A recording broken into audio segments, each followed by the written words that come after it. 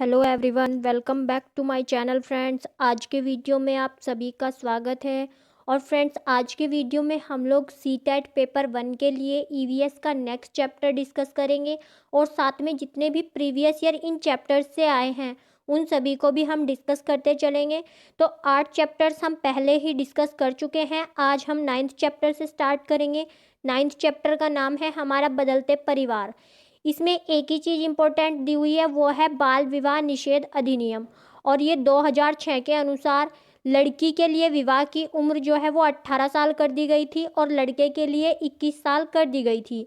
लेकिन ये इससे पहले बहुत पहले आया था और अभी तक इसमें 3 से 4 संशोधन हो चुके हैं। इसमें 3 संशोधन हुए हैं और चौथा इसमें प्रस्तावित है।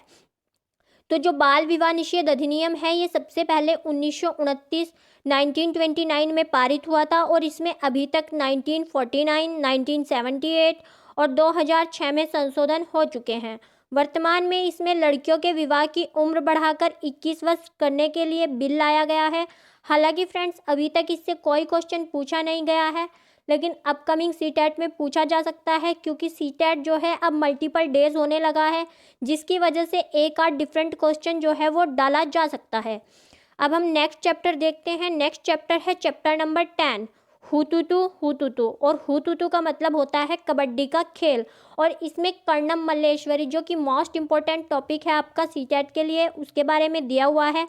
तो सबसे पहला इसमें पॉइंट था कि कबड्डी एक ऐसा खेल है जिसमें कि हाथ तथा पैर का जबरदस्त तालमेल होता है। और ये जो आपका कंप्यूटर पे सीटेट हुआ था उसमें क्वेश्चन पूछा गया था कि हाथ और पैर का जबरदस्त तालमेल किस खेल में होता है, तो ये कबड्डी में होता है। और कबड्डी के कुछ अन्य नाम भी इस चैप्टर में दिए हुए हैं, जैसे चेडुगुडू, हुतुतु, हाडू, छू और किटकिट। इसके बाद इसमें कर्णम मल्लेश्वरी के बारे में दिया हुआ है कि कर्णम मल्लेश्वरी का जन्म आंध्र प्रदेश में हुआ था। इनके पिता श्री कर्णम मनोहर एक हवलदार हैं। इन्होंने 12 वर्ष की आयु से ही भार उठाना शुरू कर दिया था। देखिए फ्रेंड्स, इनके बारे में आपको एक भी पॉइंट स्किप नहीं करना है। इनका जन्म कहाँ हुआ, पिता, आयु, कितने पदक जीते, ये सब कुछ आपको याद रखना है, तो ध्यान से सुनिएगा। कर्णम मल्लेश्वरी का जन्म श्री काकुलम आंध्र प्रदेश में हुआ था। इनके पिता का नाम श्री कर्णम मनोहर है, जो कि एक हवलदार हैं और इन्होंने 12 साल की आयु से ही भार उठाना शुरू कर दिया था। इनकी वेट लिफ्टिंग की शुरुआत हो गई थी 12 साल की उम्र से और ये वर्तमान में एक वेट लिफ्टर है। हालांकि ये अभी रिटायर हो चुकी हैं और ये 130 किलोग्राम तक वजन उठा सकती हैं। ओलंपिक खेलों में ये कांस्य पदक जीतने वाली पहली भारतीय महिला है और इन्होंने जो ओलंपिक पदक जीता था ये सिडनी में जीता था सन 2000 में। इसके बाद कर्णम मल्लेश्वरी ने भारोत्तोलन में कुल 29 अंतर्राष्ट्रीय पदक जीते हैं और ये 7 बार नेशनल चैंपियन भी रही हैं। तो ये 7 टाइम्स नेशनल चैंपियन और टोटल जो इन्होंने अवार्ड जीते हैं इंटरनेशनल वो 29 हैं। इसके अलावा इन्हें कुछ पुरस्कारों से भी सम्मानित किया गया है, जैसे कि इनको अर्जुन पुरस्कार दिया गया और ये दिया गया इनको 1994 में। राजीव गांधी खेल रत्न पुरस्कार इनको 1995 में दिया गया और पद्मश्री, जो कि आपका एक सिविल अवार्ड है, एक नागरिक सम्मान है, ये दिया गया इनको 1999 में। कर्णम मल्लेश्वरी की 4 बहनें भी वेट लिफ्टिंग का अभ्यास करती हैं। इसके बाद इसमें कुछ और के बारे में बताया गया है, जैसे कि 3 बहनें थीं, ज्वाला, हीरा और लीला। ये मुंबई में रहती थी और जो कि कबड्डी खेलती थी। इनमें से एक लड़की हीरा जो है वो कबड्डी कोच भी बनी थी। इसके बाद हम प्रीवियस ईयर क्वेश्चन देख लेते हैं। तो सबसे पहला प्रीवियस ईयर पूछा गया था कि जो भारोत्तोलक होते हैं, वेट लिफ्टर होते हैं, उनको प्राय ज़्यादा मांसपेशियाँ और बॉडी मास बनाने की आवश्यकता होती है। इसके लिए उन्हें ऐसा भोजन लेने की आवश्यकता है जो किससे भरपूर हो।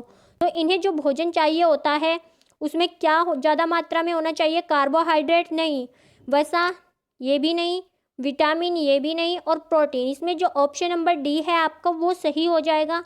इनको अपने भोजन में सबसे ज़्यादा प्रोटीन लेने की आवश्यकता होती है और ये क्वेश्चन 2012 में पूछा गया था। नेक्स्ट क्वेश्चन है कि कर्णम मल्लेश्वरी के विषय में नीचे दिए गए कथनों पर विचार कीजिए। जब इस तरह का क्वेश्चन आ जाता है तो हम एक कथन पे भी जो है अपने आंसर को गलत कर सकते हैं, अपने आंसर में गड़बड़ कर सकते हैं। तो ये आपको बहुत ध्यान से सारे कथन कर्णम मल्लेश्वरी के विषय में याद रखने हैं। तो सबसे पहला कथन है कि वह अंतर्राष्ट्रीय ख्याति प्राप्त भारोत्तोलक वेट लिफ्टर हैं। ये कथन बिल्कुल सही है। वह कर्नाटक की हैं, नहीं वो आंध्र प्रदेश की हैं, हमने अभी पढ़ा था। उन्होंने अपने नाम बहुत से रिकॉर्ड किए हैं और वो 130 किलोग्राम तक भार उठा सकी थी, ये बिल्कुल सही है। इसके बाद नेक्स्ट कथन आता है कि जब वह 12 वर्ष की थी तभी से भार उठाने का अभ्यास करने लगी थी, तो ये कथन भी सही है।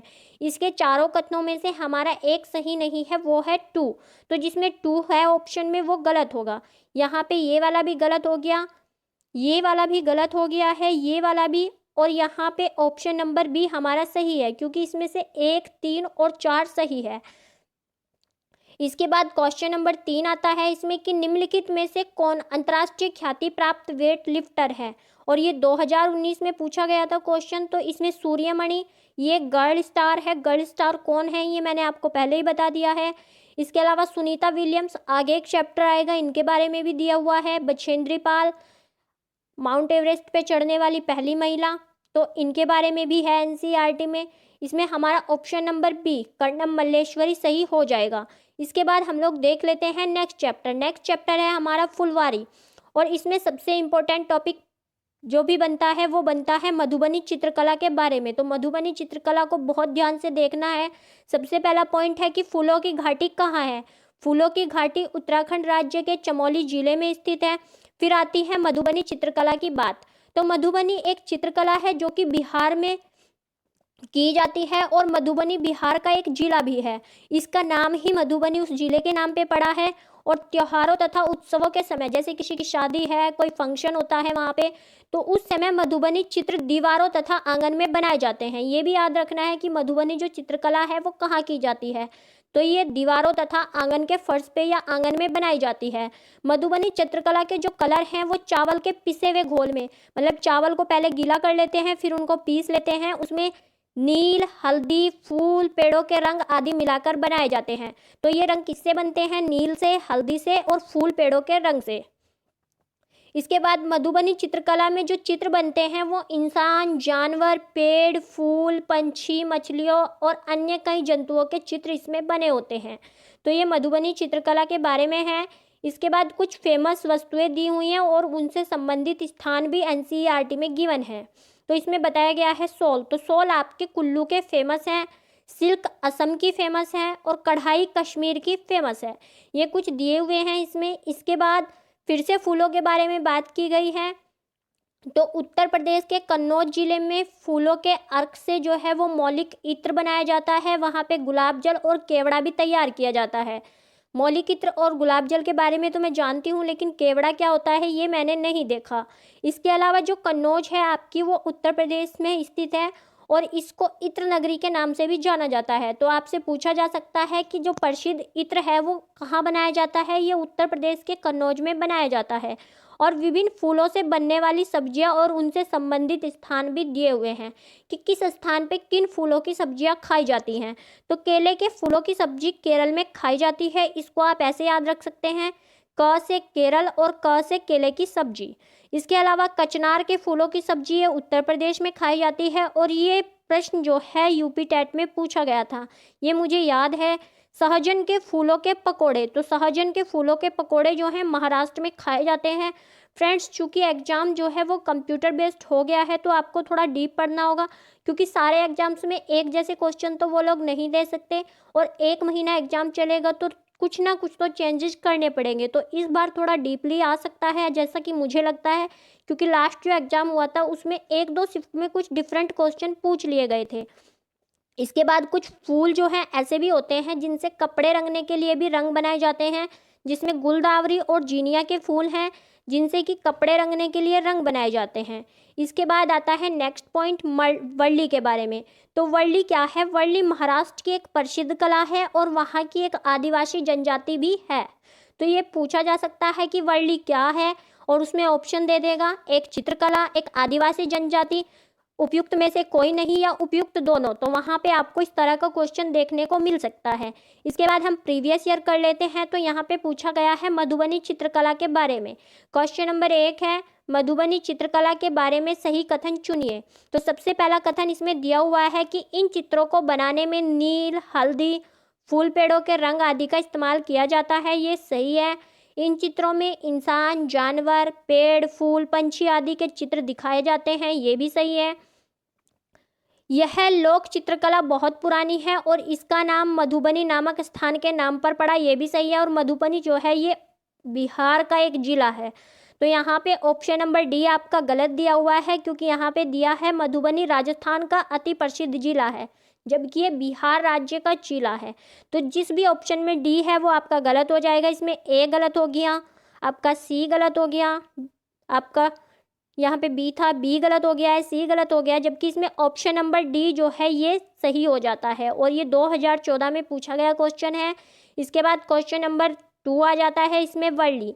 वर्ली एक पारंपरिक कला का प्रकार है और वर्ली नामक स्थान किस राज्य में है? तो ये महाराष्ट्र में है और ये महाराष्ट्र की एक आदिवासी जनजाति भी है और ये एक कला भी है। आपने देखा होगा जो ब्लैक ब्लैक सी छाया वाले चित्र बनाए जाते हैं वो हमारे वर्ली कला के होते हैं। तो फ्रेंड्स आज के वीडियो में हम इतना ही रखते हैं। नेक्स्ट वीडियो में इससे आगे के चैप्टर और उनसे जितने भी प्रीवियस ईयर आए हुए हैं वो डिस्कस कर लेंगे। अगर आपको ये वीडियो पसंद आई है तो लाइक, शेयर और सब्सक्राइब जरूर कीजिए। और अगर आप इसका PDF लेना चाहते हैं तो नीचे दिए गए टेलीग्राम ग्रुप पे क्लिक करके आप ज्वाइन कर सकते हैं। आपकी कोई भी क्वेरी रहती है तो कमेंट बॉक्स में पूछ सकते हैं। Thanks for watching this video.